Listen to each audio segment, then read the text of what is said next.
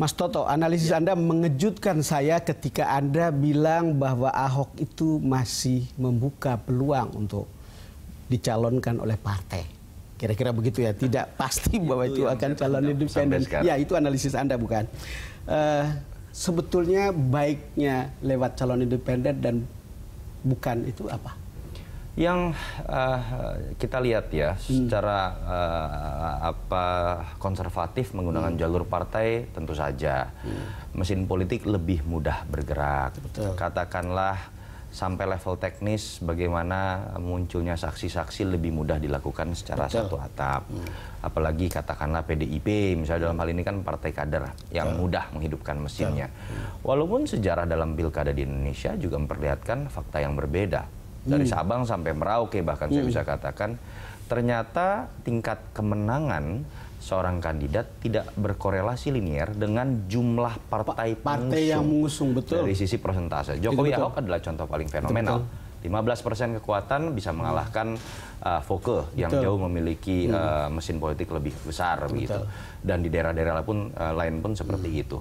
Yang kedua tentu saja ketika kita bicara mesin politik ada yang mengatakan secara taktis bahwa pengorganisasian massa dalam event-event menimbulkan bandwagon effect juga lebih mudah dan secara otomatis itu akan bisa memenangkan. Itu logika yang sama seperti ketika mengkonsolidasikan saksi, tapi sejarah pilkada juga memberikan hal yang berbeda. Artinya apa?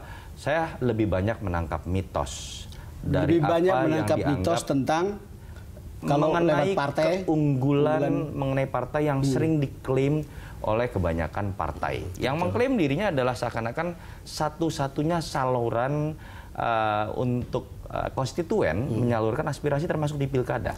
Mas Tok, sebelum Anda lanjutkan, punya alasan nggak teman Ahok mengatakan harus lewat teman Ahok saja, tidak perlu lewat partai? Ini generasi baru yang muncul saat ini dan kebetulan mungkin terartikulasikan oleh gaya Ahok atau apa? Saya melihat ya ini bentuk spontanitas yang mungkin terlalu berapi-api kalau mengatakan tidak boleh melalui jalur partai. Bahasa yang lebih tepat kan adalah lebih baik dalam tradisi keparpolan seperti sekarang. Orang baik seperti Ahok terlebih dahulu mencoba jalur independen. Sehingga kemudian kemungkinan Anda untuk terkontaminasi memberikan mahar politik Mas Budi yang lebih kecil. Harusnya seperti itu bahasanya. Tapi generasi anak-anak muda ini kan tidak bisa menggunakan bahasa itu. Mas Toto, ini soal mahar-mahar ini coba kita lihat ini karena memang terlalu umum diketahui bahwa kalau mau dapat tiket itu ada mahar. Tapi ini ada cerita tentang Ahok nih coba. Parpol nggak minta mahar loh, tapi cuma minta anak cabang rantingnya bergerak. Coba bayangkan.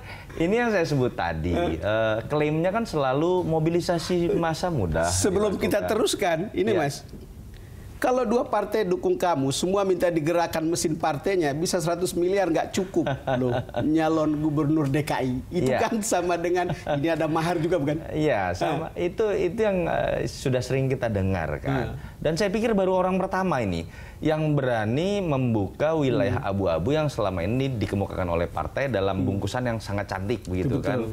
Pengorganisasian massa, konsolidasi yang itu sebenarnya kan merupakan kosmetik atau bahasa lain dari mahar. Ahok membuka ini juga. Ini potensi bikin partai marah juga sebetulnya. Tapi itu yang terjadi Bang Don. Bagaimana klaim yang selama ini dilakukan oleh partai dan tidak terbukti dulu dalam sejarah pilkada itu menyebabkan biaya politik paling mahal. Jadi kalau kita bicara selama ini pilkada dianggap pemborosan, sempat diminta pilkada kemudian lewat DPRD saja supaya ongkos politik mahal, yang tidak diakui oleh partai adalah biaya termahal ini malah muncul di sektor hulu. Mahar tadi. Itu yang dibuka dan ingin dibongkar oleh Padahal pada akhirnya rakyat itu sudah makin pintar untuk mengatakan saya pilih figur bukan? Pada ujungnya. Hampir semua pilkada memperlihatkan hal tersebut ternyata. Memperlihatkan itu ya. Jadi itu masih Ahok ini, saya nggak tahu isu mahar katanya.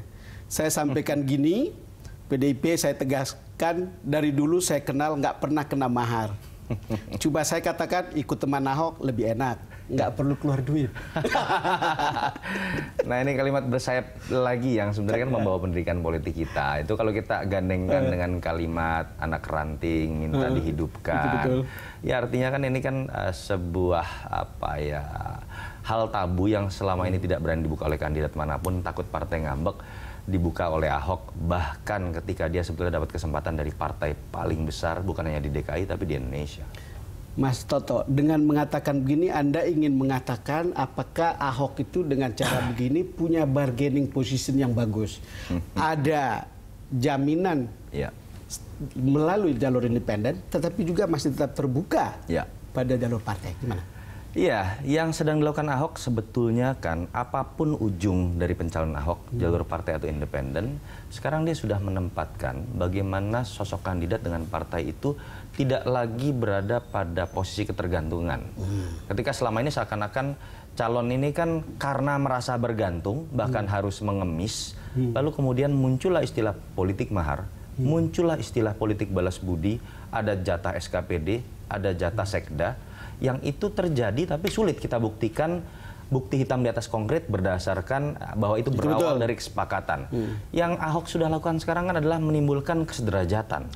Bahwa partai pun sebetulnya sangat membutuhkan sosok yang bekerja dengan baik, tingkat kepuasan kinerja sebagai incumbent baik, popularitasnya tinggi, karena untuk kebutuhan elektoral menuju pileg, partai juga bisa nebeng. Bisa nebeng. Nah, kalau dengan cerita begitu, saya teringat pada Nasdem.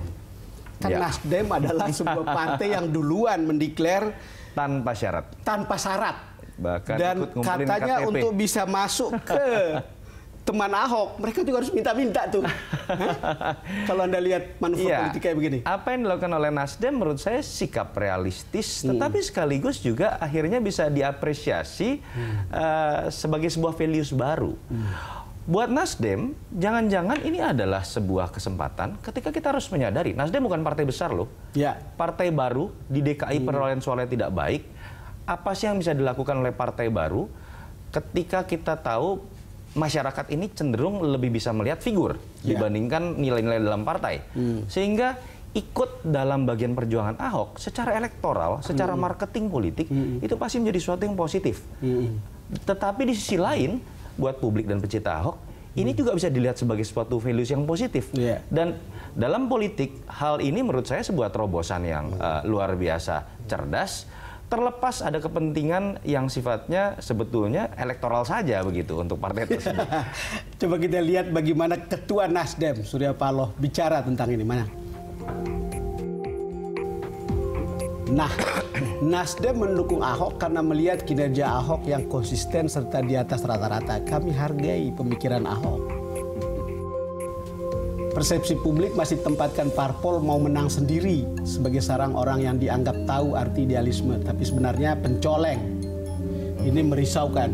Sekarang yang ada bukannya kritik, tapi sinisme. Antara sikap dan ucapan harus sejalan. Kepada saudara dan sahabat yang ada dalam posisinya sebagai elit parpol, saya ingatkan, persepsi publik terhadap parpol masih merisaukan kita. Silakan bikin statement pendek tentang sikap Nasdem ini. Iya, tingkat kepatuhan partai kita, konstituen kita terhadap partai, itu hanya 20%-an, Bang Don. 20%? Party ID kita. Sementara di Amerika Serikat 60%. Di Australia mencapai 80%. Kalau ada ketua umum yang memang membaca riset dengan baik, menyadari bagaimana tingkat fanatisme itu hanya ada pada masa pilkada, pada saat kampanye saja, pada saat oleh-oleh diberikan saja, saya pikir ini sikap yang realistis yang dikemukakan oleh seorang ketua umum untuk bisa menarik perhatian publik, untuk bisa menarik simpati publik, termasuk secara lebih teknis menarik simpati para pendukung Ahok yang kebetulan kalau kita breakdown juga di survei adalah orang-orang yang selama ini kecewa terhadap perilaku parpol. Mas Toto, jadi kalau Anda sebagai analis bisa mengatakan kepada partai, coba ikut cara-cara seperti ini, bukan? Ya, seharusnya bisa diinisiasi oleh beberapa partai yang lebih punya kesempatan dibandingkan Nasdem. Tapi kecolongan menurut saya. Mas Toto, kita break lagi. Ya, pemirsa, silakan. kami akan segera kembali.